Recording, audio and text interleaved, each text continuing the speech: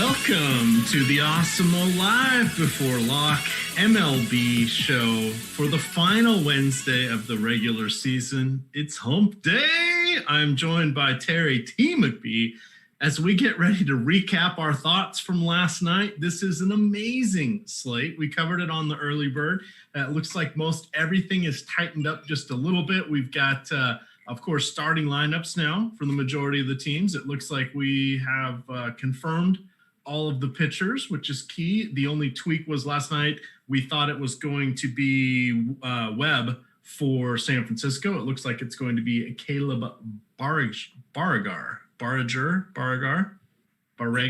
I don't know. There we go. Caleb in the house. Terry T. McBride, what's going on, my friend? What's happening, buddy? Little late substitution here, jumping on board, jumping into a little live before lock. Should be fun. We talked through the slate, like you said last night, and man, talk about a loaded pitching slate. This is ridiculous. An embarrassment of riches here, so this is fun. Yeah, we're definitely going to be having some good times here. A lot to talk about. We'll go game by game. This is a 6:05 lock for DraftKings. They're going with 14 games. Shout out to them. More games are better. We don't have many days of this left for the regular season. We did do a little look ahead. It looks like day 2 and day 3 of the postseason is going to have 8 games each. The only thing we don't know is what are the start times going to be? And conversely, what are the sites going to do with regards to the slates? You'll know when we know. We will do shows accordingly for that.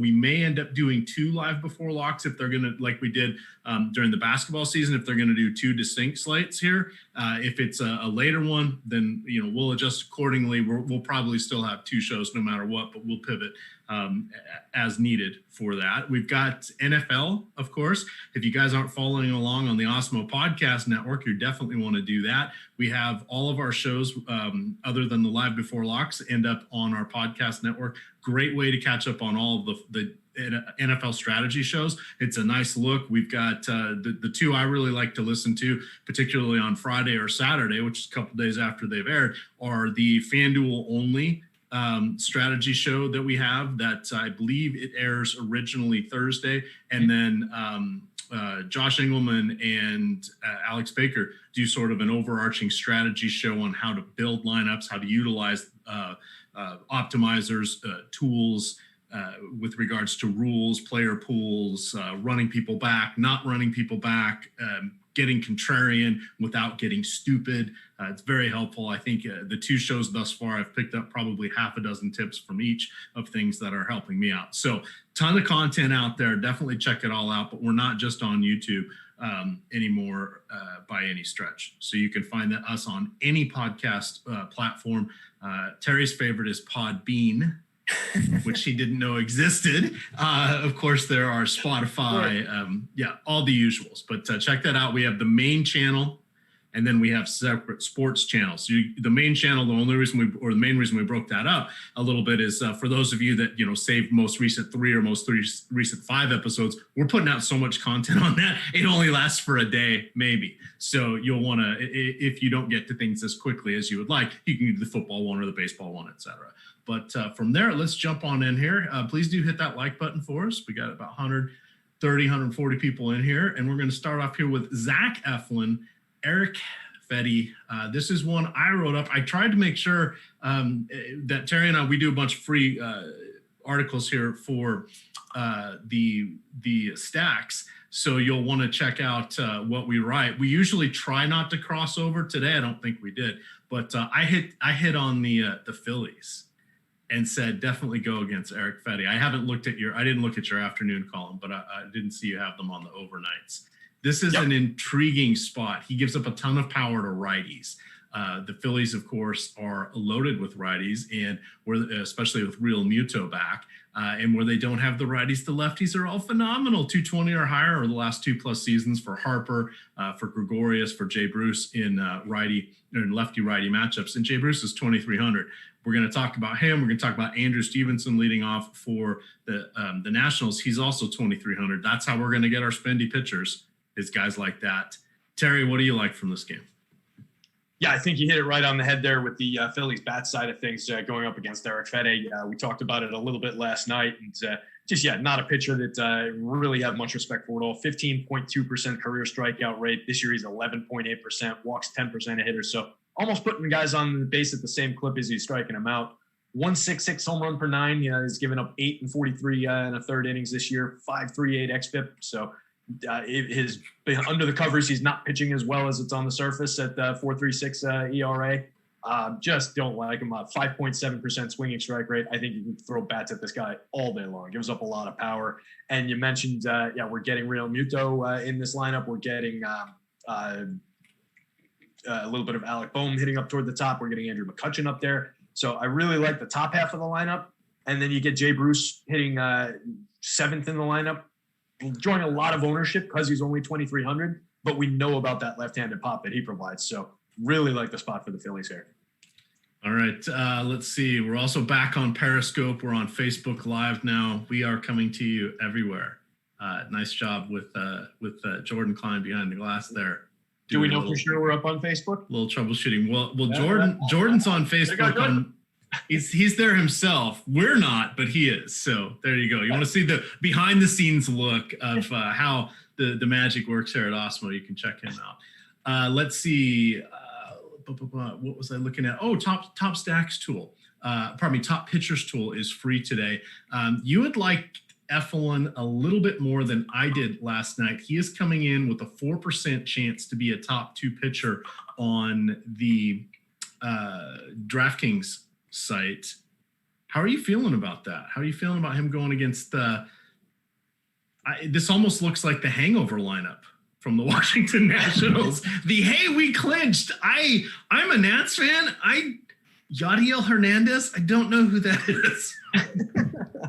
So there we go. That's probably why nobody's going to those guys. It's all like 1% owned. So you can get different just by going to those Nats against Eflin here. But I like what Eflin's done for the season. And when we were talking about him last night, I was thinking I would get a better overall when he popped up, but I didn't really get there. And I'm not entirely sure why on the projection side of things. And then just pulling up the top starters tool, looks like Alex isn't overly excited about him either. He's not drawing much ownership compared to his chances of being in the top 2, but only really, under a 5% chance of being in the top 2. So he's come down for me a little bit. I do like what he's done this year. Like I said, 18.8% career strikeout rate. He's taken that all the way up to 29.6 this year. 306 xFIP to his 4.28 ERA, so he's actually gotten a little unlucky in his in what he's done. 10.1% swinging strikes this year, which is up from an 8.8% career.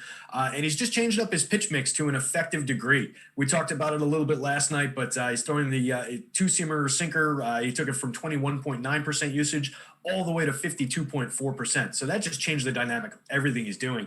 So when we talk about looking for real changes, this is a guy who has made very distinct, very real changes to his repertoire. Going up against that lineup, I do still think he could have an effective start here. It's just not projecting out for me. So I'll have some, but it's going to be tempered a little bit more than I thought it was last night. Right. Well, probably part of it is we're with some of the cheaper bats, we're able to get to these ace level pitchers, and they're actually having as much, if not a little more, of a point per dollar benefit than Eflin, and without a spot where we have to really chase some heavy bats like 100 degrees in the old Texas stadium or Coors Field, et cetera. I think that's probably what has pushed Eflin kind of to the wayside in this one.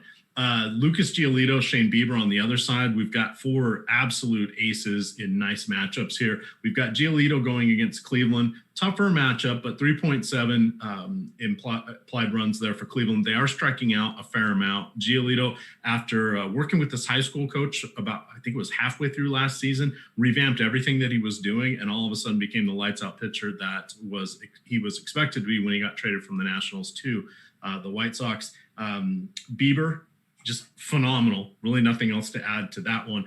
Striking out about 1 million per batters per 9.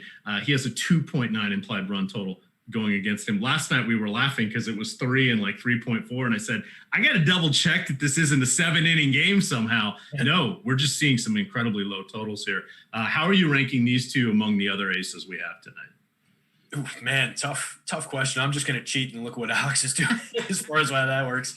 He's got that's what the top pitchers tool is there for, fellas. Exactly. That's a nice, quick, easy click, and now I got the whole slate laid out in front of me from the pitching perspective. You can do the same thing with stacks, so totally worth it. But he's got Bieber up top on DK, and he's got Giolito a few pegs down. Giolito ranked out 4th, so Bieber's drawing a significantly higher ownership share as well, and I think that probably makes sense.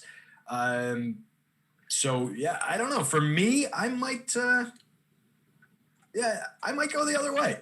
I kind of like the matchup better for Giolito going against the Indians than I do for Bieber going against these mighty White Sox. Even though he's pitching lights out, I can kind of justify that. I mean, the Indians are 27th in baseball with a 138 ISO, 86 WRC plus, 23.4% strikeout rate in the split. You flip to the other side, the White Sox 11th in baseball with a 179 ISO, 109 WRC plus, so better, 9% better than the average of creating runs.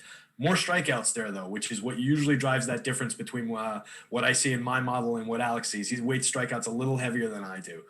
So that's probably what he's picking up there. And Bieber's striking out more guys, 40.6% strikeout rate this year, which is just completely bananas.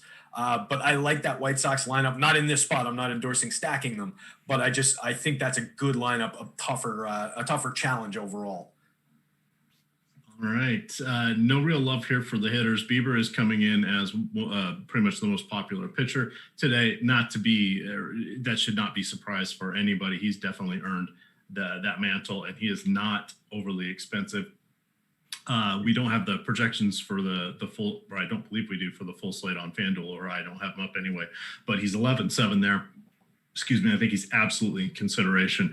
The only kind of tiny fear I have this could be a game that's low scoring enough that whoever does have the lead amongst these two guys doesn't let their bullpen doesn't hold it, because it may only be 1 or 2 runs. That's kind of the risk of having two really, really good pitchers here, is if it stays close enough, whichever one you think is going to get it, we'll have to see when we get to the bullpens from that standpoint. But outside of that, phenomenal matchup. Plus, it's only 70 degrees, so much, much cooler than we've seen in a while here. Continuing along, we've got Texas at Arizona. Wes Benjamin, Alex Young. I tried to ride up Texas. I couldn't get there. I started out, I was going with them. They don't have any power. Willie Calhoun was rating out to me as their second best hitter behind Joey Gallo. And I don't want to go there because there's no stacking potential. Could I have those guys as one-offs? No issues. But Texas has a 4.1 implied run total against the pitcher that has had home run problems since he came up from the minors last year and through most of this year. He hasn't given up many in his last couple starts, but the trend is there. We've seen it. We saw it in the minors as well.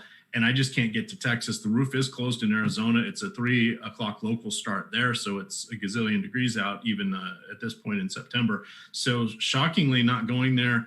On the other side, I'm not really fired up for Arizona. I mean, my favorite hitter for them is probably Ketel Marte. And how he is 2,900 on DraftKings, I have no idea. I thought I was on FanDuel there first. Yeah, DK did some interesting things with pricing today. Just anecdotally, as I was putting different things together right in the column last night today and just looking at things, there's a lot of price down spots. They made it a little bit fan friendly. I think they were either trying to make it appealing for just throwing that big slate out there and making it playable with you can click together a lot of things that are fun and cool, or they were taking into account that there are so many aces people are going to want to be able to pay up to those pitchers, so they made some of the hitters more affordable. There's some key guys that are at great prices. Yeah, so kind of one-offs there. I mean, is Wes Benjamin someone you want to target? Yeah, probably with 15 to 20 of the teams in the league. It just so happens that Arizona's not one of them.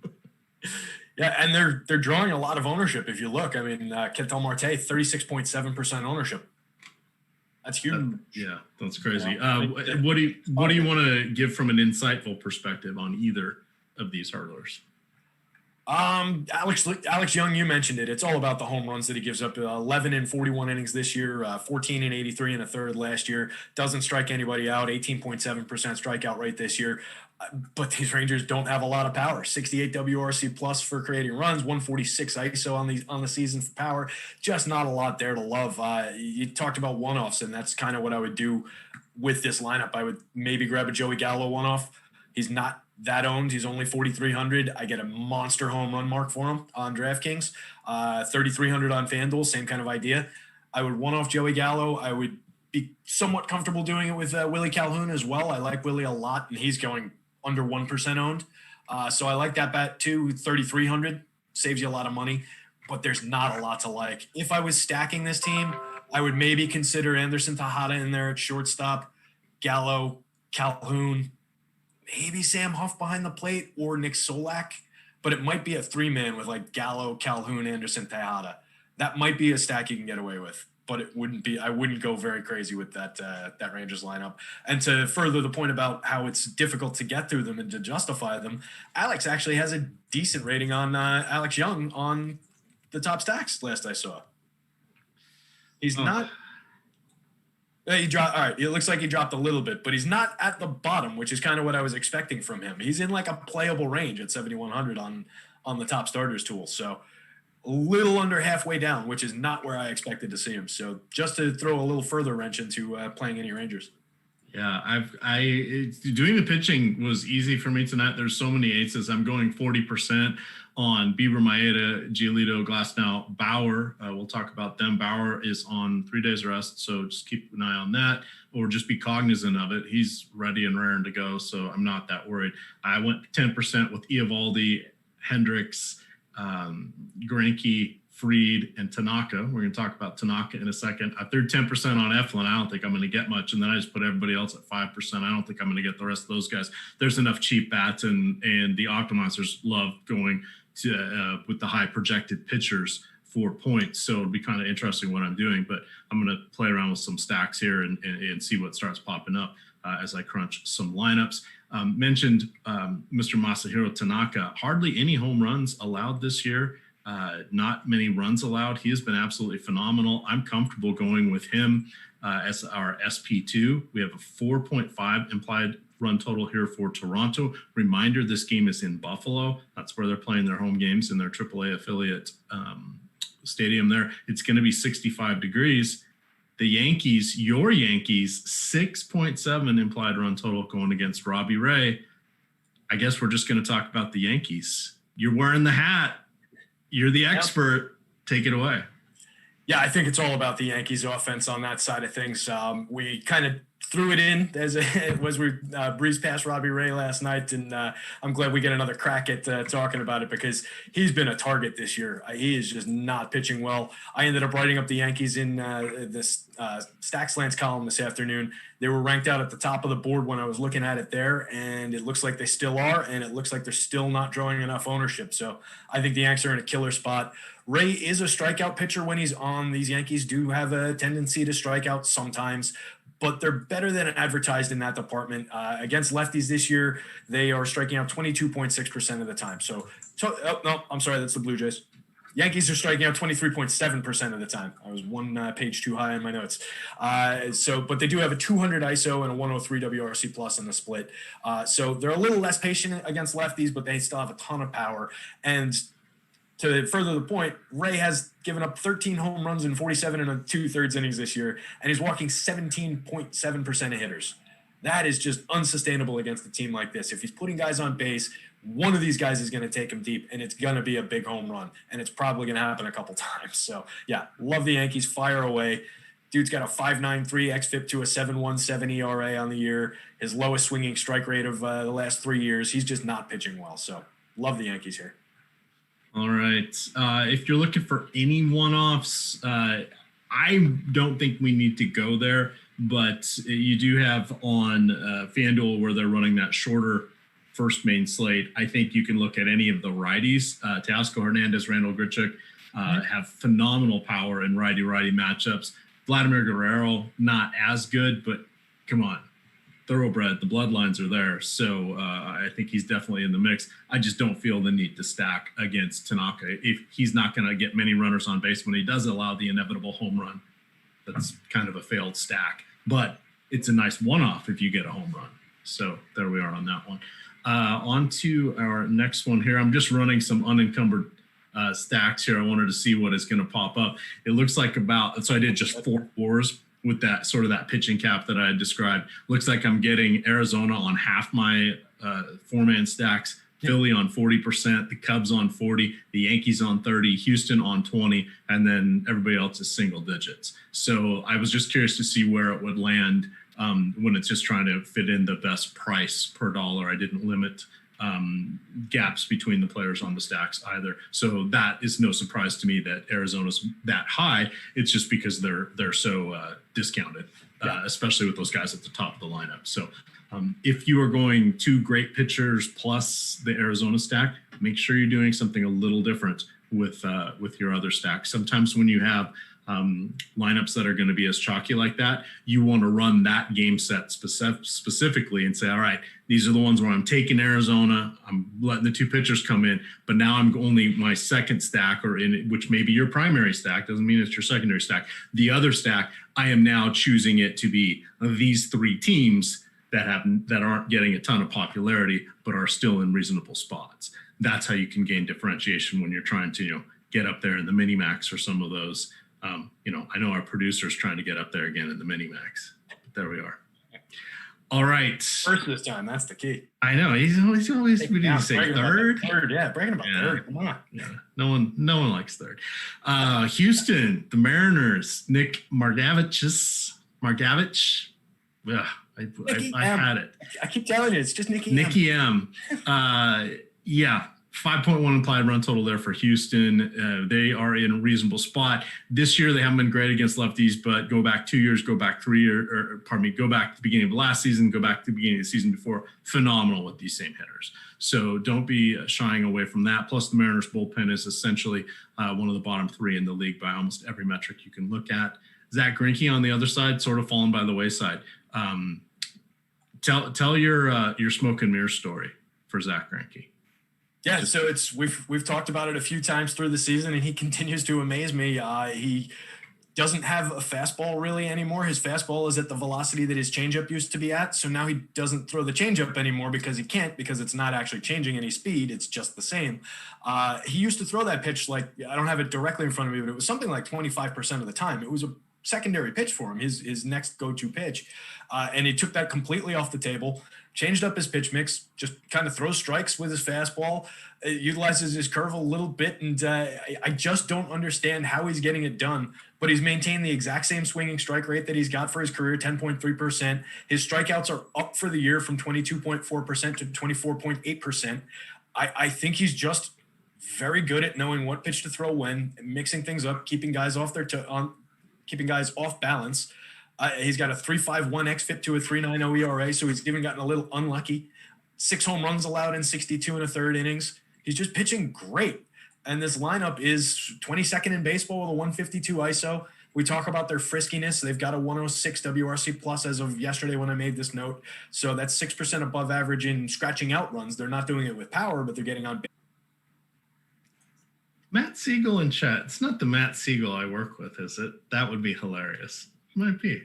We'll see. He would have said something already. Adrian Hauser, we have Trevor Bauer. I did mention that Bauer is coming in on somewhat abbreviated rest. This is not necessarily uncommon for him. He is fully stretched out. He is at heavy workload. His first start of the year, 105 pitches. Since then, 111, 103, 97, 109, 112, 110, 112, 105, 107.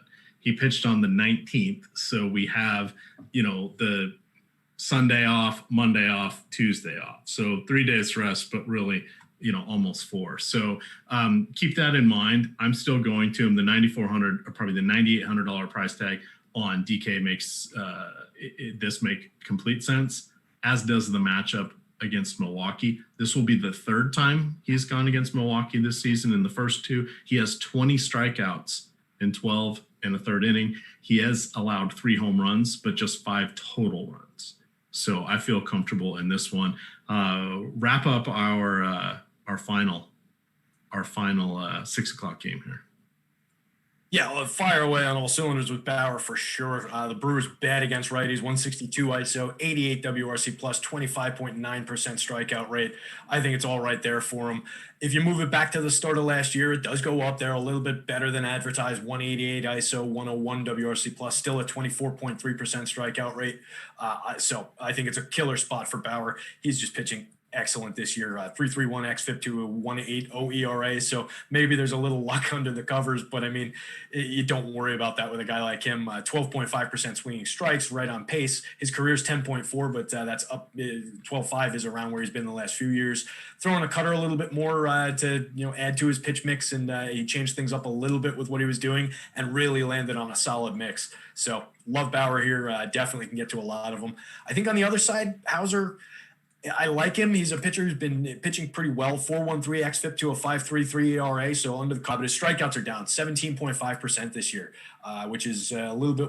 Not sure what the case is there. Not sure what he's doing. He gets a little bit of swing and miss on his curveball, but he's not throwing it much to right-handed hitters. I just think this Reds offense is probably going to get on top of him. Sixth in baseball with a 206 ISO, 103 WRC 500 on DK as an SP2 option. I love the price on FanDuel at 5,600, but I don't think we can justify it really, because I don't think we really need the savings that much, even though they've done a little bit better with hitter pricing lately.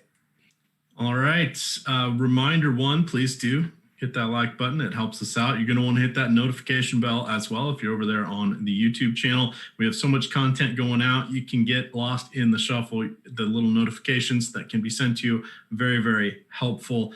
Tonight, we have the NBA Live Before Lock. That is going to be Greg Ehrenberg and Adam Scherer pairing up for the first time. That's going to go off at 7:45 tonight, 8:30 tip-off this evening. And then, of course, we have right after that going into the golf final Live Before Lock show that will be with Jason Roslin and Ben Raza. And then we run it all back tomorrow starting at 9 a.m. NBA strategy show. 10, we've got the MLB strategy show. 11, the NFL strategy show. At 2 o'clock, the FanDuel specific show. That is going to be with Matt and Kyle. Definitely worth watching on that one. We're going to have Live Before Lock with for NBA. That is going to be with Josh and Rinpack.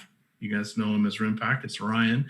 And then myself and Jake will be doing MLB Live Before Lock. So we've got all sorts of goodness there. And then, oh yeah, it's Thursday Night Football. Come on, we're here already. Week 3. How did this happen? We waited so long for it, and here it is. We're already racing right through it. But definitely check us out and enjoy all the different sports. Okay, FanDuel's rejoining us here for their main slate. DraftKings is continuing along. We are going to get me back to the page here and talk about the Cubbies, the Pirates. We have Kyle Hendricks. Didn't really need to go to him today. He is looking at a 3.3 implied run total. Feels like a bit of a mistake here. If we look at the top pitchers tool, he, let's see, is what? 2, 4, 6, 8, 9th for best chance of being a top 2 pitcher today at just 7%. That's how deep the pitching field is. I'm saying no need to go to the Pirates, but do you want to go to Hendricks? Are we getting any sort of leverage here? Not really against the batters, so let's rephrase it. Are we getting some differentiation here? It doesn't feel like a lot of gamers are going to have to be on him. Is that something you want to take advantage of, or do you think everything will be diffused amongst the many options that we do have? Yeah, I like Hendricks here. I know he's drawing slightly more ownership than what his chance of being a top 2 in our top starters tool is, but I think that's an ownership number that I still want to be over. It's a single-digit number. It's not even 10%. So that's easy enough to get over without overexposing myself to somebody who Alex doesn't necessarily have as one of the absolute best options on what is a loaded pitcher slate. But he's the best guy for my money in that tier as I'm looking at things. 8,300 on DK. That's a workable price. So you can even take him and stack him with one of the even higher end pitchers and go for a double barrel pitching lineup, and then get to some of those inexpensive bats that we talked about. That could be an interesting way to differentiate some of those Arizona stacks that are the cheaper stacks there, or maybe get 2 of those guys and grab like a Baltimore, who, if you look on the stacks tool, is the similar kind of a value to what Arizona is, going way less owned and only like 2% less probability of being the top stack. So maybe do something like that to differentiate. But I think Hendricks is in play as an option that can shake things up for your lineup constructions a little bit here. So yeah, I'm going to probably be getting more than the field on him. All right, I'm dropping in the free top pitchers tool today. That link is in there now. Check that out. Of course, you guys can always find that by going to awesemo.com, look in the upper bar, the menu bar, go to MLB, hover over it, and then you will see the top pitchers tool. That is free for today. Anything else for this game? Feels like in the embarrassment of riches, there's not a lot to say here. Maybe some like one-off hitters from the Pirates, but I don't really enjoy tangling with Trevor Williams. I don't like to take him, but he's a solid guy. At the end of the year, you look up and he's got a 4.3 ERA and a 1.25 WHIP. It's just like, I'm guessing. I haven't looked at what he is this year, but that. Can I sell you on the idea that he's given up 14 home runs in 49 and 2/3 innings this year? He's got a 4.91 xFIP to a 6.70 ERA, 10.6% swinging strikes, 10 home runs to righties, 4 to lefties. Cubbies, decent at hitting home runs. Multiple home runs in 4 of his last 5. I like. You had me at hello, Terry. You had me at hello. Yeah, I like these Cubs. He doesn't strike out even 20% of hitters. We just talked about the home runs, so I think I can throw some of these Cubs bats. It's 97 WRC plus in the split. They do strike out, definitely 25.5% strikeout rate. Doesn't justify playing Trevor Williams as a pitcher really for me, but it does throw a little caution into, tamper the enthusiasm a little bit. But I like the Cubs here. I think I can definitely get to some of them and play them. I think they're even in my hand-built placeholder. They're a little popular, though. They're drawing the top end of the lineup anyways, drawing in the teens popularity-wise. So people are going there. But the bottom half of the lineup is not drawing flies. And Javi Baez is in that bottom half of the lineup. So happy to get to Javi Baez here. I can play him with a Jason Kipnis and a Jason Hayward as a little weird 3-man that nobody's going to be playing at the bottom of the lineup. Not quite sure why Cameron Maybin would be hitting 5th in this lineup, but he's not getting much ownership and he only costs $2,100. So there's some ways to put that together that are going to be different than what the field's doing. All right, so this is interesting. In 2017, across 640 batters, I'm slightly rounding, 640 batters, he had 14 home runs. This year, he has against 230 batters, he has 14.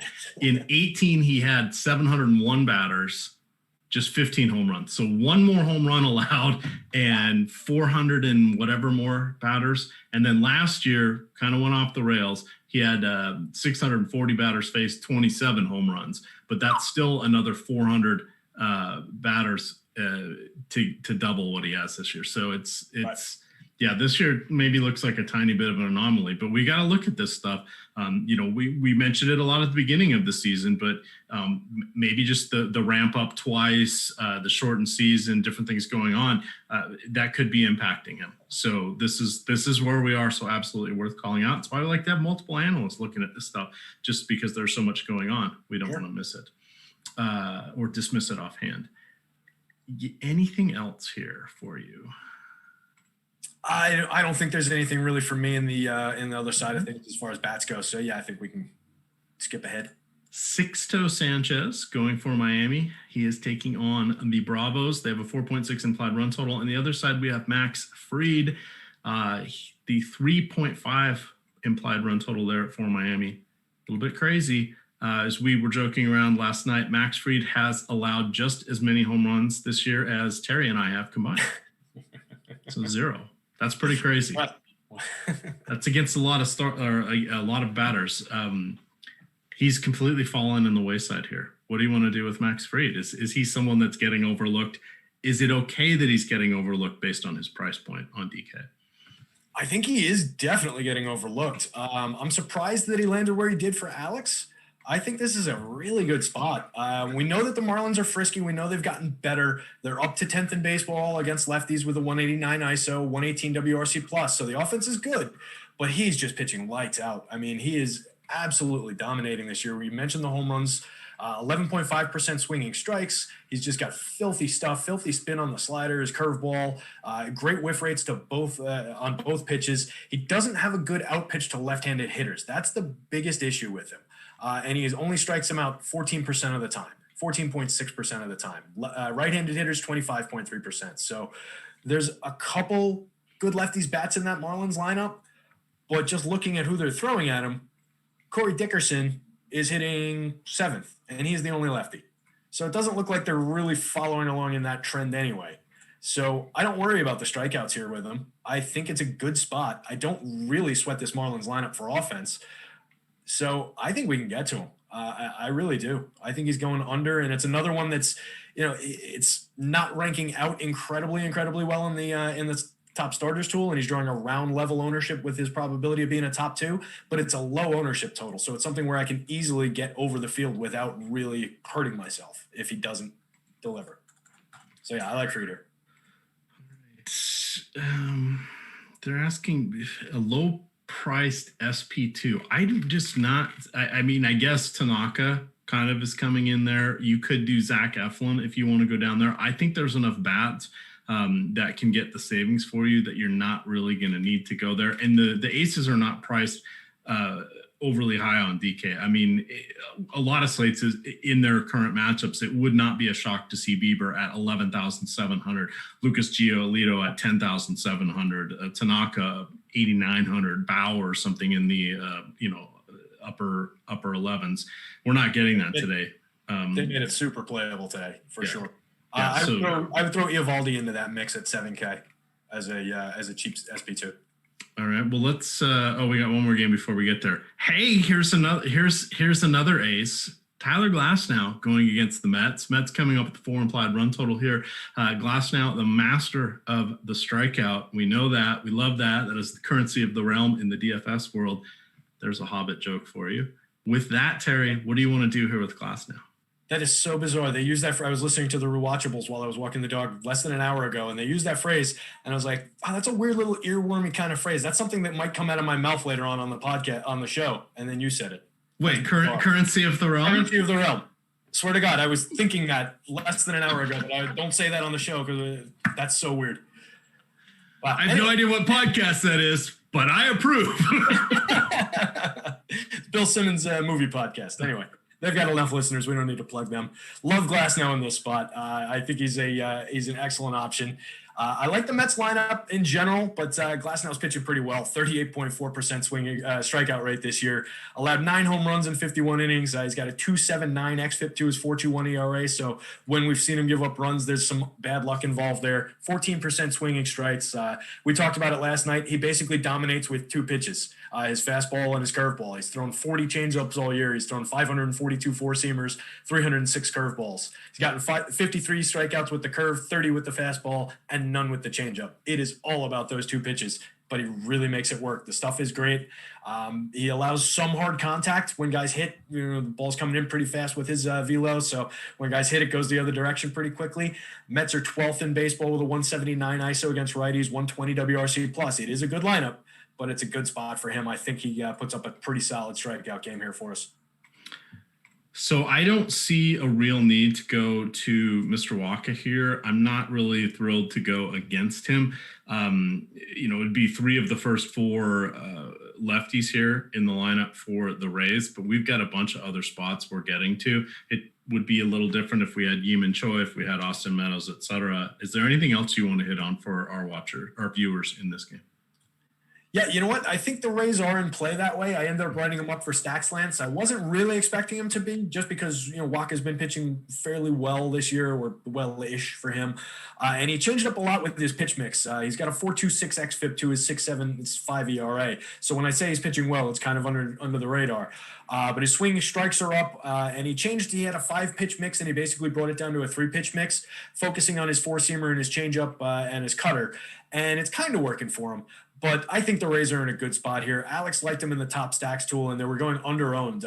Decent, they're in a big clump of teams up toward the top, but they're the one that was drawing the best ownership advantage, with basically drawing like 25% of what their ownership should be due based on the spot. So even without Meadows, even without Choi in there's some quality. I like Yoshi Tsutsugo off the top. Brandon Lowe, Nate Lowe, Joey Wendell are decent lefties there. Some very good power numbers. You can work with Arozarena in the middle there. Hunter Renfroe doesn't really suffer that badly, so I think he's workable here. And they're all pretty inexpensive. The one wild one is Brandon Lowe is 6,000 on DK. So he's at a Mookie Betts price, but the rest of the lineup is severely discounted. So it doesn't really affect stacks. You can still stack this team. All right. Now we're going to talk about Nate Eovaldi. I do like him as the secondary pitcher. He's relatively cheap at 7,000. On the other side, we have Dean Kramer. I had mentioned on the podcast I was going to go stream him in my season-long leagues. He was not on waivers in any of them, Terry. I was a little bit surprised. I was picking up some other, comparables to him, but I was like, really? Not in 5 leagues. He wasn't on the wire in a single one. I was a bit surprised because I went with in 3 of my leagues, I went with the blanking on his name, but the other Baltimore youngster that went yesterday had a solid outing. At this point, we're just chasing strikeouts and trying to see if we can lower the ratios, because you can still do that because there hasn't been that many games this year. It's not like we've got 5 days left at the end of 162 games. We got 5 left at the end of 60 games. So you can still maneuver around here with what's going on. But Zero starter crashed and burned because of that concept. Had one bad week and it just blew the whole thing up. Yeah, it's pretty crazy. But I think both of these guys are in play. Let me look at let's go quickly look here at pitchers. We got a little bit of time left. Yeah, I basically got 40% of Bieber, Maeda, Giolito, Glasnow, 30% of Bauer, 1% Greinke, 7% Eovaldi, 1% Hendricks, 1% Fried. So the reason I did this is I wanted to see where it was going to go. I'm going to tamp down some of those guys I have at 40% just because I want a few other pitchers here. But that's just showing that there's enough cheap hitters out there that you can really get the 2 expensive pitchers that you would like. If I look at the popular guys, so I set my batters at 50% at the most just to see what would happen. It ends up being Ketel Marte at 50, Christian Walker, also of Arizona, at 35. Tim Castro, who is 2,800 at Arizona, at 29, Eduardo Escobar at 28. So that makes sense that we're seeing them as our big cheap stack. I'm now going to knock that back down to no more than probably 30% for each hitter, just because I don't think I'd like to see a little bit more differentiation there in my lineups. But this is, it's kind of a fun night here that we've got in front of us. So just sort of calling that out. Right. Yeah. So Eovaldi and Kramer, what do we want to do? Because I don't think they're going to end up in as many lineups as we may be projecting, because we don't have as much to draw on here with this kind of pricing and this many options this season. So this could be kind of breaking our projection mold. Yeah, it's really interesting the way, just in listening to yours and then looking at the way that my crunch is falling along somewhat similar lines, but with some different names mixed in. So I really like the mix today, and I like what we can do with stacks. And yeah, this is a fun slate. As far as Eovaldi, I threw him out before. I do think he's a good spot for only 7K against this Orioles team. Just looking at the lineup. Basically, the lineup they've been rolling out the last couple of weeks, I guess, with Mountcastle in there hitting third, Renato Nunez up in the cleanup spot today, DJ Stewart, Cedric Mullins. I like Austin Hayes overall as a hitter, but overall, these are not the most impressive names in the world. Eovaldi is a pitcher who has come and gone like 4 or 5 different times as far as his talent, but this is a good year for him. He's on an up year, and every couple of years he's good. 25% strikeouts this year, like what I'm seeing from him. Only 3.4% walks, so he's effectively cut his walk rate in half from his career numbers. That's excellent. He's given up some home runs, 8 and 42 and a third innings, but his xFIP is 3.59 to a 4.25 ERA, so he's pitching better than what we're seeing on the surface. 12.2% swinging strikes. He took his fastball usage down and his cutter usage up, which seems to have made the difference. That's his primary pitch mix right now. He throws one of those 70% of the time, and it sets up the curveball and the splitter for him. So when he's getting good strikeouts on the breaking balls, that's important for him on the breaking ball and the off-speed pitch. So I like what he's doing this year. The offense on the other side don't really have a ton of respect for, so I think we can get to some Eovaldi as an SP2. I wouldn't go to him as an SP1 on the one pitcher site. There's too much to work with, and he's 8,400 on over there, so don't like him as much on that site. All right, we have an update. It's Joe Kelly that's going to start instead of Julio Urias tonight. Kelly. Another interesting question here from chat, which I think is worth talking about. We've got 20 minutes, so we got a little bit of time here. So they're saying, hey, Mike Clevenger went out after, or did not come back after the first inning for the Padres. Are we worried about that for any other pitchers today?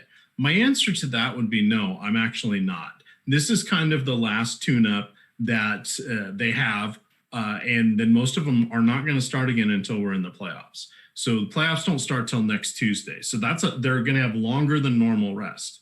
Does this mean they push them? No, it doesn't. But whatever they've been doing their last few starts, I expect to see that today. So if it's Glass now, I'm expecting 100 pitches. Even Bauer on the shorter rest, I'm still expecting 100 pitches.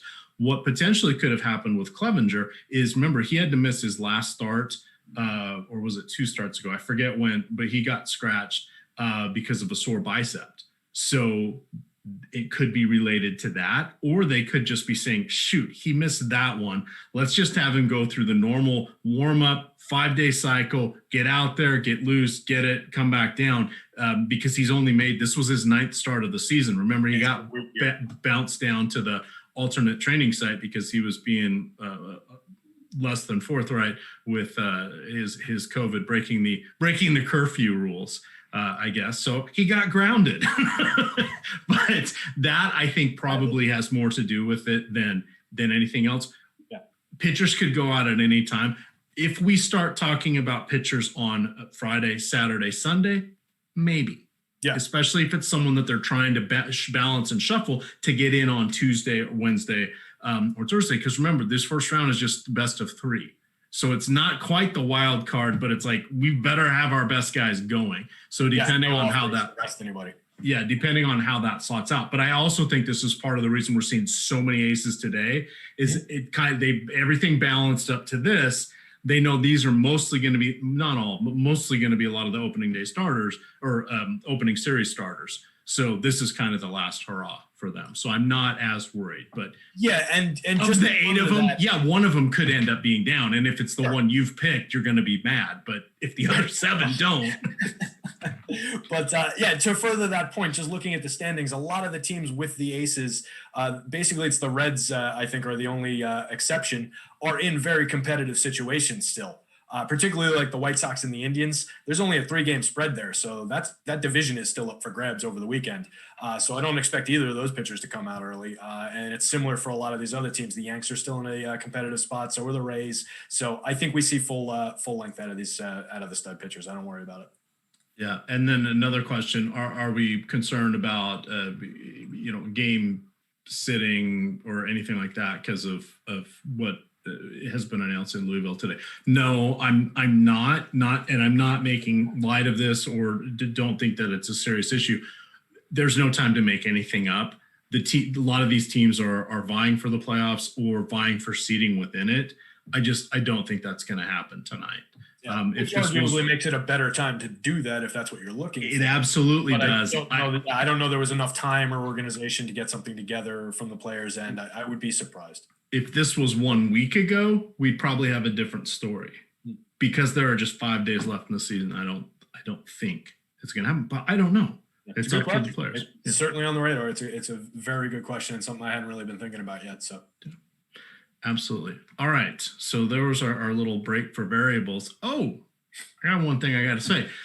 Some good news here. So to the NFL Express Pass, we have for just $3.95 this week, you can get all of our showdown content is now included in this. So what Alex has done, and he created this, explained it last night, was talking about the Express package. So basically what he was trying to do here is he wants to give people that are going to play a few times a week a fighting chance, right? People that play on the weekends or, they may have kids stuff or whatever it is that they're doing. And they may only play, 4 or so times a week.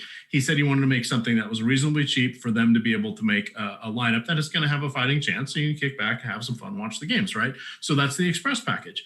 Well, we felt the NFL one might be a little light this year. So he said, you know what I'm going to do for the rest of the season, starting now, effective immediately, is I'm putting all of my showdown content in there. So that is very, very helpful. So the package already has player rankings, player ratings, his big board, and you can design nice player pools out of it. But we've also are going to include individual player projections for the showdown slate, as well as ownership projections. So even if you're only playing the showdown slates, that's 3 days of the week. That works out to $1.30 per showdown slate. And even if you're just playing $10, each time. Come on, this is worth it. Great way to jump in, test the waters, see what you have when you have the best tools at your fingertips, and see where you can go for there. So no promo code for that. That's the deal that's going forward for the rest of the season, but it's the NFL Weekly Express package, just $3.95 per week. So wanted to get that out there. And anything else from this game that I missed, Terry? Bringing me back to reality. And which game were we talking about? The Red Sox and the Orioles? I jumped into there. Yeah, we didn't really talk about the hitters. We got sidetracked when I said I can't find Dean Kramer on any waiver wires. I really Eovaldi. I like a lot in this one. I like Kramer, but I don't really need to get there. DK does have a 7:00 only slate. Those guys are both going to be in play there for me. I just don't think on the main slate I need to get there. I just made it so I'm going to get at least 15% Eovaldi as an SP2, and I'm fine with that. Normal slates, I would have figured it'd be more. If we had all of our aces up another $1,500, we'd be looking at Eovaldi as a 35% on pitcher. Yeah, I'm not definitely seeing that today. Yep. Yeah, there's just so much room, like we talked about earlier. And I think if you're looking for a cheap stack that's not going overly owned, I mentioned it before when we were talking about something. I think the Orioles on the other side here kind of fit that bill.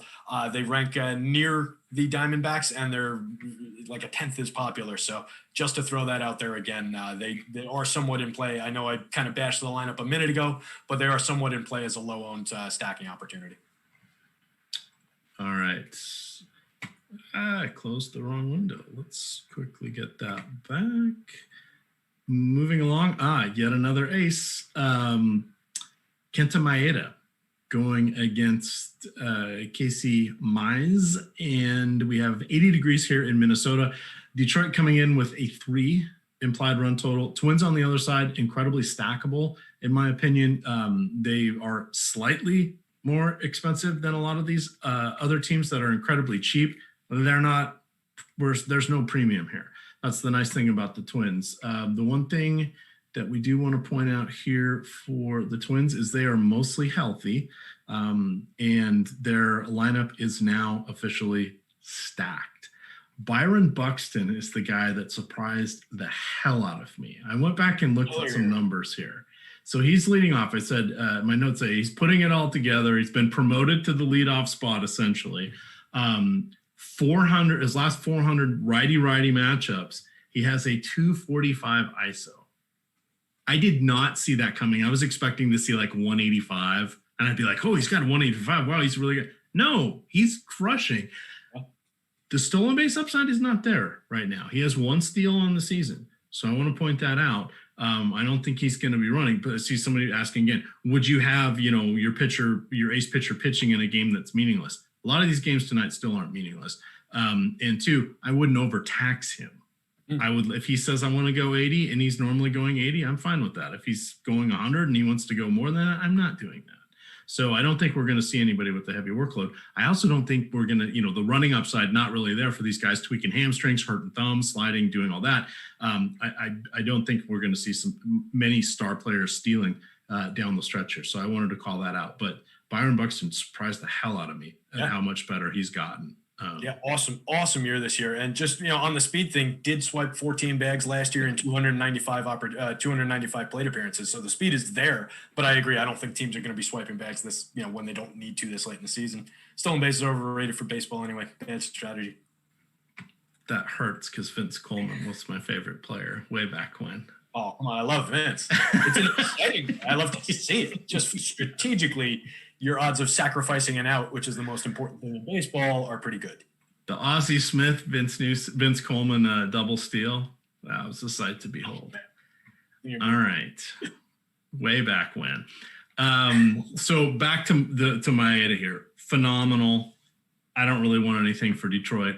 I wrote up the Twins as a stack.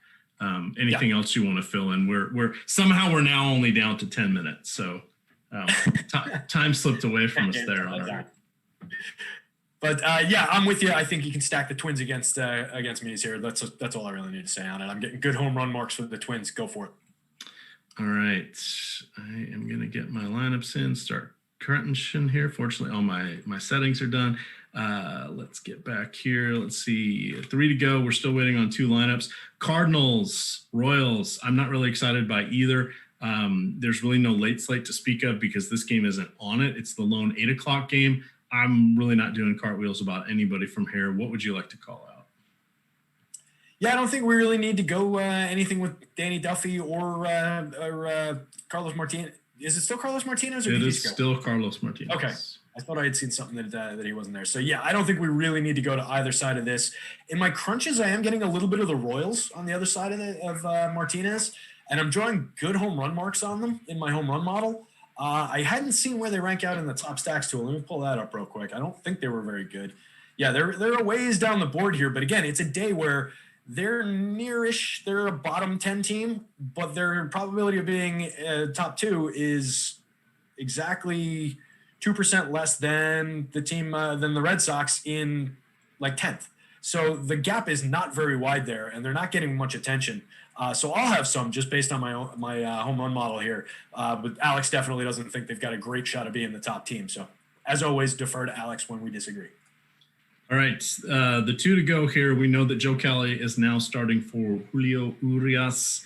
That has Oakland in play where they weren't. That's going to shake up the late slate here because now we have Sean Manaea elevated to likely ace of this slate, but he's going against the Dodgers in the 9:45 game. 5 minutes later, you've got Ryan Castellani going against Caleb B here. Nothing really exciting there. So we don't need to really home in on these pitchers, but what do you like for our last 4 offenses? We got 7 minutes left here.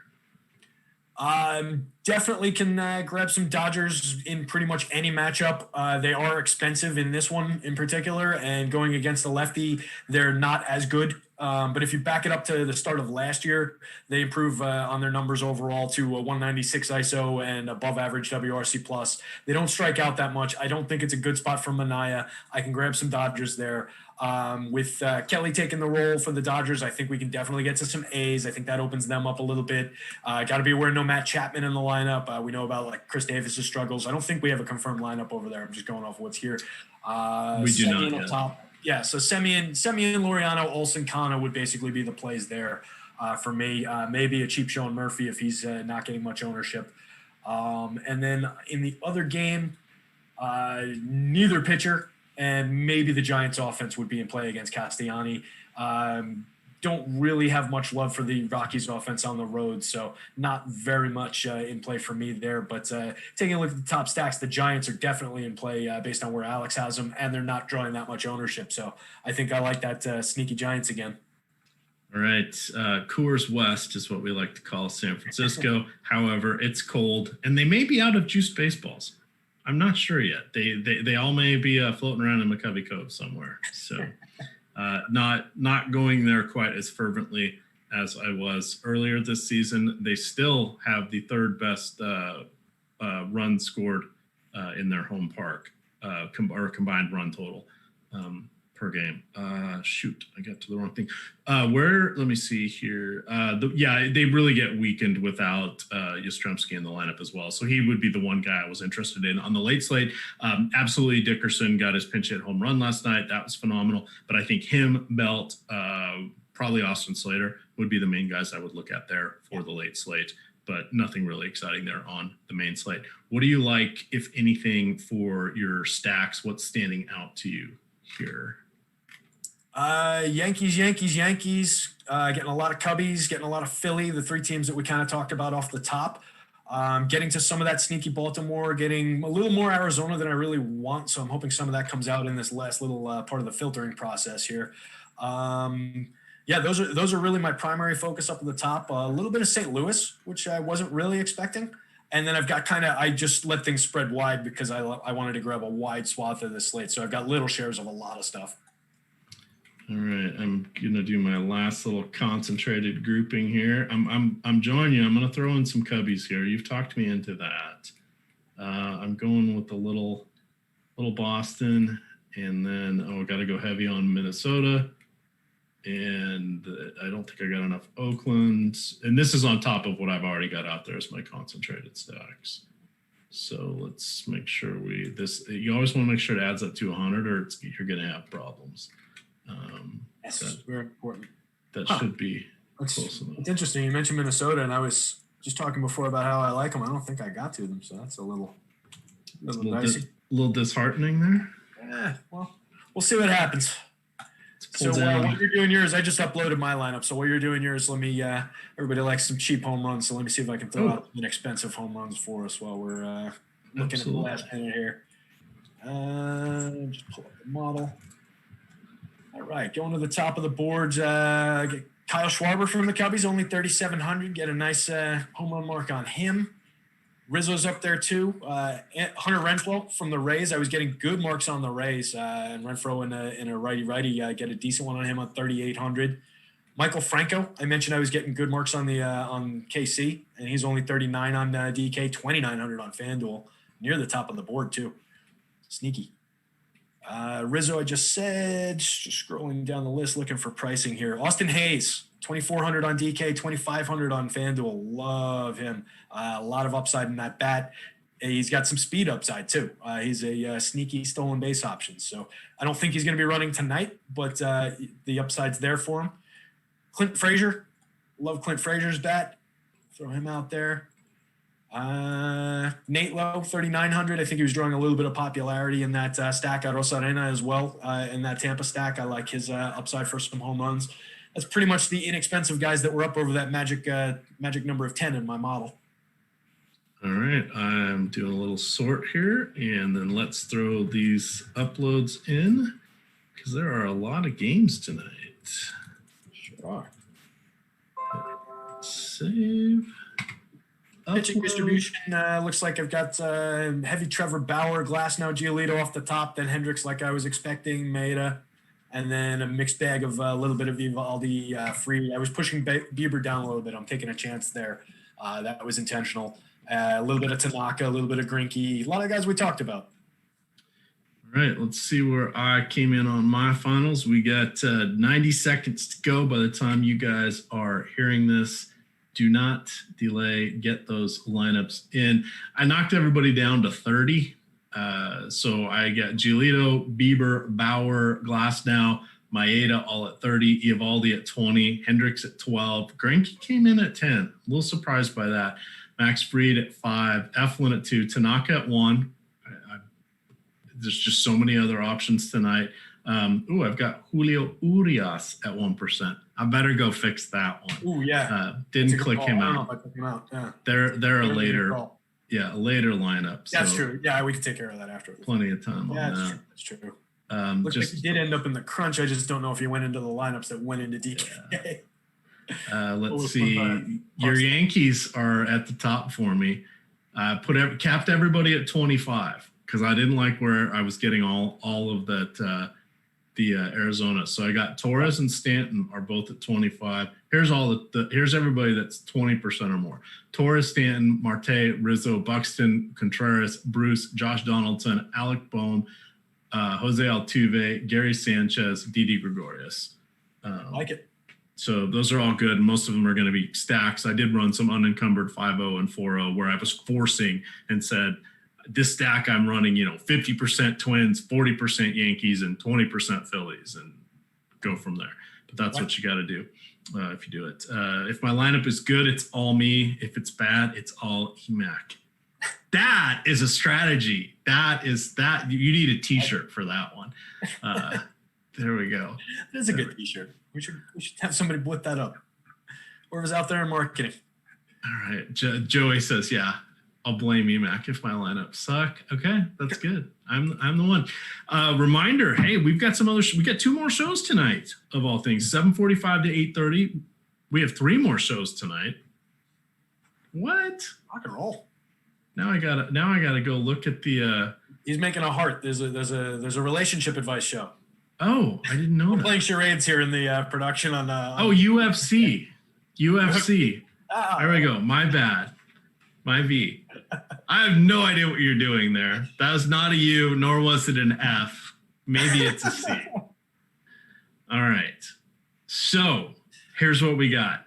6:30, so 24 minutes from now, we have Jason Floyd and Pete the Heat Rogers talking all things UFC. At 7:45, we've got Greg Ehrenberg and Adam Scherer for their first pairing together. They're taking you NBA Live Before Lock. And then at 8:30, we've got Jason Roslin and Ben Raza wrapping up the golf schedule for you.